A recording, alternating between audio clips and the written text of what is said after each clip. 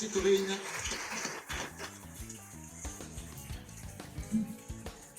Merci à vous deux. Donc vous le voyez, pour l'instant, on a deux dispositifs.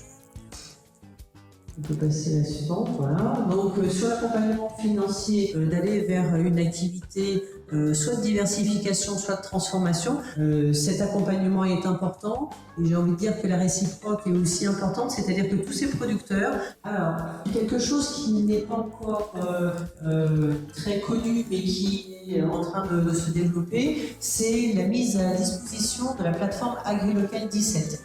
Jean-Marie, tu nous fais un solide point là-dessus parce que c'est un dossier fondamental pour l'avenir du département, c'est la vie des gens, c'est l'économie, c'est le tourisme, ça concerne toutes les données de notre vie. À l'origine, ce projet de fibre optique chez l'habitant, tout le monde, c'était un projet au départ qui était prévu sur 15 ans, c'est important de le dire, hein, et ça a été ramené à 4 ans. Le président a demandé à ce que ça aille beaucoup plus vite, il avait tout à fait raison. Ont récemment été déployés pour renforcer les moyens d'agir au bénéfice de l'accessibilité des services.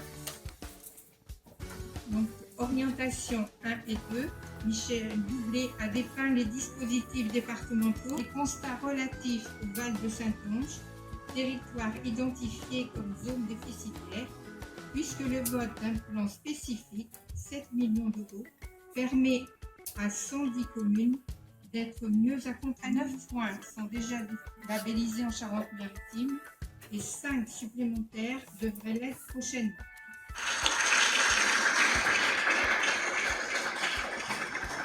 Par rapport à tous les départements qui nous entourent, on a au minimum 4 ou 5 ans d'avance. Merci beaucoup. Alors Sylvie, rapidement, parce qu'on a encore 2 ou 3 interventions, donc je compte sur ta concision comme sur celle ensuite Michel Parent et Stéphane Villain, sur le fait que, une fois qu'on a le numérique, il y a plein de gens qui ne savent pas s'en servir. Comment fait-on ?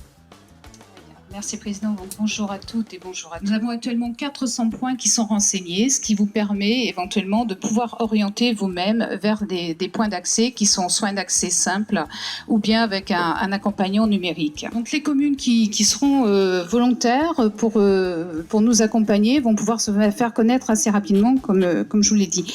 Et donc le département qui est un échelon de coordination et a la possibilité effectivement de vous accompagner, va organiser un événement national, donc le 22 et le 23 octobre, dans les locaux de la Maison du département. Merci Sylvie.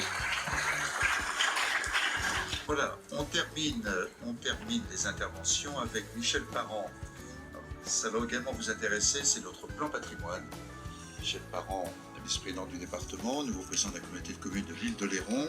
On a également des sites emblématiques qui sont portés par des syndicats mixtes. Je pense à l'île d'Aix, je pense à Bouage, je pense à Barzan. Il y a le réseau des villages de Pierre et d'Eau et bien d'autres initiatives qui existent déjà. Notre ambition, c'est d'aller plus loin. D'abord, on s'engageait financièrement sur le patrimoine qui était classé en accompagnement de la Direction régionale des affaires culturelles et on intervenait aussi, Michel Doublé l'a démontré, à travers le fonds de réhabilitation des petites communes et le fonds touristique, mais à des niveaux, c'est vrai, relativement modestes. Aujourd'hui, notre ambition est beaucoup plus importante puisqu'on va s'intéresser à tous les patrimoines. Voilà, mesdames et messieurs, une ambition forte sur un patrimoine maritime qui nous est cher.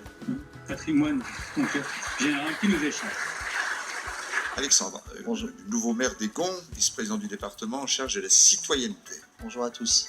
Donc moi, ça sera 2 minutes pour 50 000 euros. Voilà, c'était 50 millions, voilà. Donc la citoyenneté, c'est quoi? Donc la citoyenneté, en fait, c'est le supplément d'âme sur nos territoires.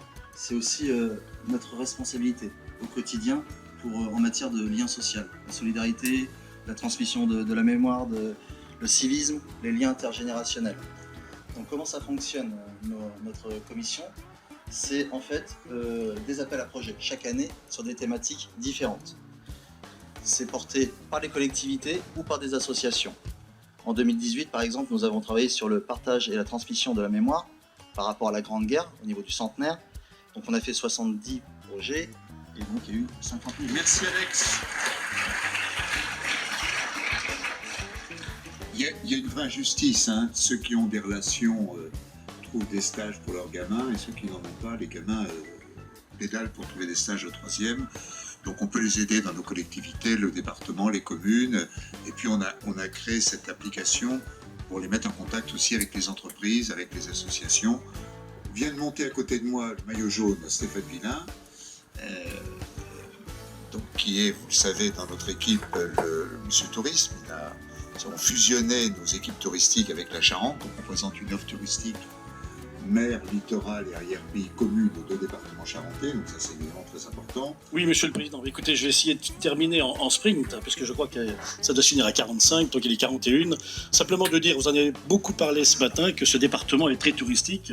C'est même un des premiers départements de France en termes d'accueil touristique, puisqu'on est à 33 millions de nuitées, tout hébergement confondu. C'est 1,8 milliard de rentrées économiques par an. C'est 33 millions de nuitées. Eh bien, c'est ce que l'on va faire voir, en fait, finalement, au monde entier. Il y a 190 pays qui vont filmer notre Charente-Maritime, notre belle Charente-Maritime, avec, vous l'avez dit, Monsieur le Président, les 470 km de côte, les 160 km de plage, mais aussi 3400 km de pistes cyclables. Alors, le programme des animations, il est complet, hein, puisque, en fait, voilà, il y a énormément de choses qui vont se passer tout au long, en fait, voilà, de cette avant...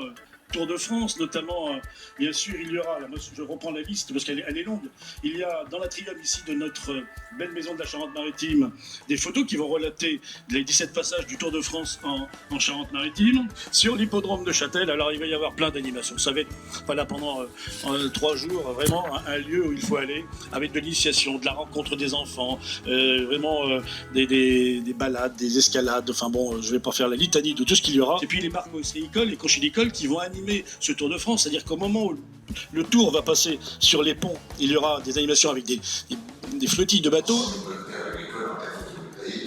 pense que c'est pas une bonne chose, c'est là, on est vraiment prêt. Le PNL va rajouter un mot, on est vraiment prêt à vous aider sur le photovoltaïque. Oui, juste pour compléter, on est prêt à se remettre dans le schéma. Attention aussi à l'eau littorale. Les complexités sont pas mal.